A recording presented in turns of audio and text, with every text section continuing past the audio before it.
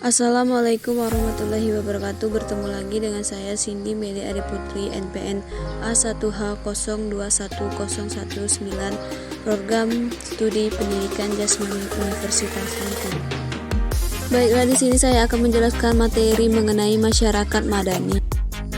Bagaimana munculnya masyarakat madani? Masyarakat madani sebagai terjemahan dari civil society diperkenalkan pertama kali oleh Anwar Ibrahim, ketika itu Menteri Keuangan dan Timbalan Perdana Menteri Malaysia, dalam ceramah simposium nasional dalam rangka forum ilmiah pada Festival Istiqlal 26 September 1995. Istilah itu diterjemahkan dari bahasa Arab Mujtama Madani yang diperkenalkan oleh Prof. Naqib Atas, seorang ahli sejarah dan peradaban Islam dari Malaysia, pendiri Istaj. Kata Madani berarti sivil atau civilized atau peradaban. Madani berarti juga peradaban, sebagaimana kata Arab lainnya seperti Hadhari, Taskafi atau Tamadun. Apa itu masyarakat madani? Makna masyarakat sipil adalah terjemahan dari civil society. Konsep civil society lahir dan berkembang dari sejarah pergumulan masyarakat. Cicero adalah orang barat yang pertama kali menggunakan kata societas civilis dalam filsafat politiknya. Konsep civil society pertama kali dipahami sebagai negara. Secara historis, istilah civil society berakar dari pemikiran Montesquieu, J.J. Rousseau, John Locke, dan Hobbes. Keempat orang itu mulai menata suatu bangunan masyarakat sipil yang mampu mencairkan otoritarian, kekuasaan monarki absolut, dan ortodoksi gereja. Bagaimana ciri-ciri masyarakat madani? Ada beberapa ciri-ciri utama dari civil society. Satu, adanya kemandirian yang cukup tinggi dari individu-individu dan kelompok-kelompok dalam masyarakat, utamanya ketika berhadapan dengan negara. Dua, adanya ruang publik bebas sebagai wahana bagi keterlibatan politik secara aktif dari warga negara melalui wacana dan praksisis yang berkaitan dengan kepentingan publik. Tiga, adanya kemampuan membatasi kekuasaan negara agar ia tidak intervensionis.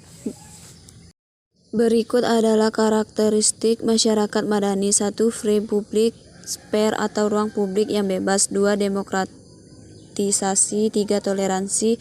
4. Pluralisme. 5. Keadilan sosial. 6. Partisipasi sosial. 7. Supremasi hukum.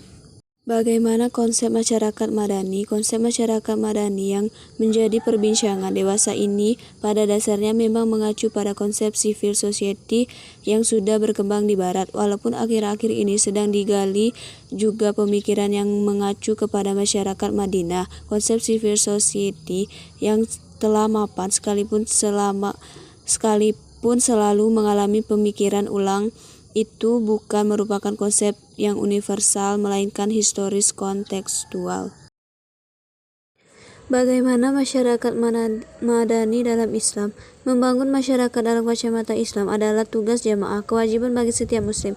Islam memiliki landasan kuat untuk melahirkan masyarakat yang beradab serta komitmen pada kontrak sosial atau bayat pada kepemimpinan Islam dan norma yang telah disepakati bersama atau syariah.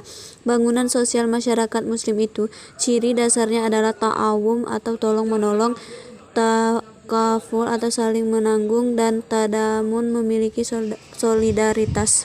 Bagaimana masyarakat madani di Indonesia? Tantangan masa depan demokrasi di negeri kita ialah bagaimana mendorong berlangsungnya proses-proses yang diperlukan untuk mewujudkan nilai-nilai peradaban dan kemanusiaan universal.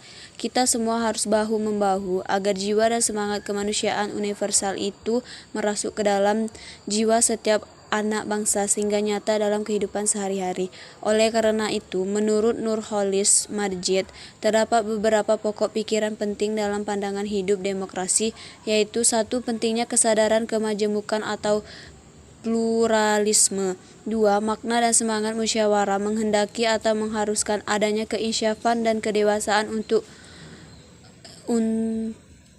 dengan tulus menerima kemungkinan kompromi atau bahkan kalah suara. 3. Mengurangi mendominasi kepemimpinan sehingga terbiasa membuat keputusan. Demikian materi yang dapat saya sampaikan mengenai masyarakat Madani. Saya akhiri, wassalamualaikum warahmatullahi wabarakatuh.